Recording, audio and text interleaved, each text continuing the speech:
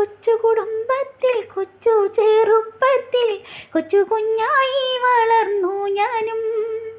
പ്രായം തികയാത്ത പ്രായമാണെൻ പ്രായം, അന്നുള്ള കാര്യങ്ങൾ ഓർമ്മയില്ലേ?